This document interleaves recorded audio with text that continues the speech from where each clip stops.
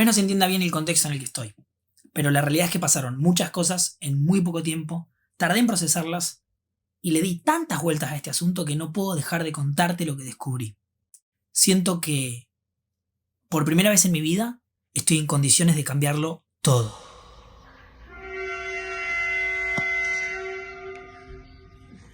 Vamos, Laura. Mi relación con la rutina empezó hace mucho. El secreto es usar auriculares. Los domingos, naturalmente en Argentina, me despertaba muy tarde. Iba de la cama a la compu, a la cocina, abría la heladera 1000 veces, nunca encontraba nada. Y volvía a la cama, pero no mucho más. Noviembre me pasó rápido. Ya estamos a 26. Sí, pero a mí me cagó a palo. Bueno, sí, pero rápido. Por lo menos cagó a cachetazo y siguió. Ahora bien, los lunes encontraba alguna especie de entretenimiento en esa vuelta a la rutina. Llegaba al laburo, me gustaba lo que hacía, me encontraba con gente que quiero, me contaban su fin de semana, yo contaba algo mío. Esa dicotomía entre odiar la rutina y predisponerme a ella me hizo empezar a preguntarme qué es lo que realmente me está molestando. Y sobre todo, la gran pregunta fue: ¿resolví algo yéndome, agarrando la mochila y partiendo sin rumbo?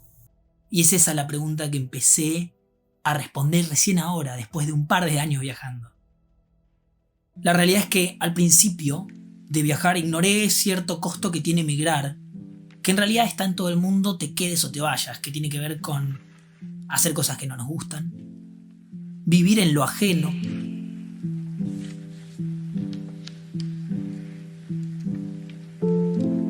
y que esa especie de monotonía nos vaya alienando y aburriendo. Bueno, el mejor ejemplo lo tuve hace días nada más. Trabajando en una fábrica de zapallos, en una cadena de montaje. A los tiempos modernos no hay que pensar, hay que ejecutar. Literalmente, lo más monótono que pueda existir. ¿Cómo yo terminé metiéndome ahí? Si buscaba en el viajar explotar lo mejor de mí. Por suerte encontré algo que me cambió la perspectiva y fue algo chiquito, muy chiquito diría. Un botón rojo. Está al lado de cada persona, de cada operario, operaria, porque si pasa algo hay que apretarlo, si hay una emergencia, si hay un problema en la línea de montaje, lo que sea. Ese botón rojo puede hasta salvar vidas. ¿Por qué? Porque para toda la fábrica, toda la producción. Y yo que nunca terminé de responder esa pregunta de por qué me fui, de a poquito empecé a entender que tal vez, si todo esto fuese una simulación, si de alguna manera pudiésemos parar todo, frenar el tiempo y el espacio, salir y con perspectiva mirarnos y ver qué estamos haciendo, de dónde venimos y a dónde vamos, bueno, tal vez se podría apretar un botón rojo en nuestra vida.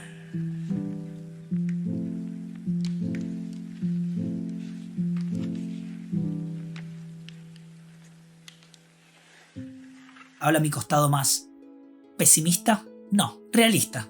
Y dice, no se puede apretar un botón rojo de la noche a la mañana. No puedes hacer un cambio drástico porque tenés deudas, las tengo. Tenés que pagar el viaje, porque si bien yo me fui, entré en otra rutina que era la de ganar, para gastar, para viajar, para volver a ganar. Y esa rutina de las más monótonas en las que me pude haber metido fue la que me dio el clic. Fue la que me hizo darme cuenta de todas esas cosas que me motivaban viajando. Que hacía a pesar de todo eso ajeno a mí. Que lo hacía porque estaba en juego la posibilidad de seguir viajando. La posibilidad de conocer nuevos países, nuevos paisajes. Todo eso que cuando me fui quería hacer y de a poco dejé de hacer. Entonces me pregunté, ¿qué sentido tiene que siga haciendo lo que estoy haciendo si mi contexto es este?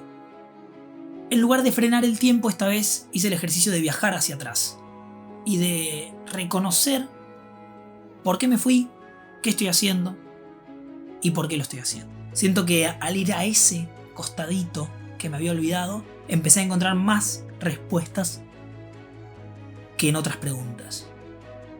¿Por qué? Porque empecé a pensar el camino que quería tomar y el camino que tomé. Y sobre todo el origen y a dónde estoy. Porque cuando yo me fui, sabía a dónde quería ir, pero en el camino me perdí. Y ese ejercicio fue la clave.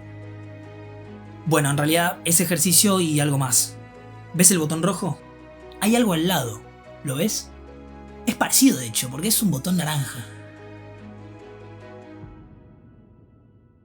Y un dato curioso es que estaba solamente en la máquina que manejaba yo, lo cual ya de por sí me parece una especie de mensaje.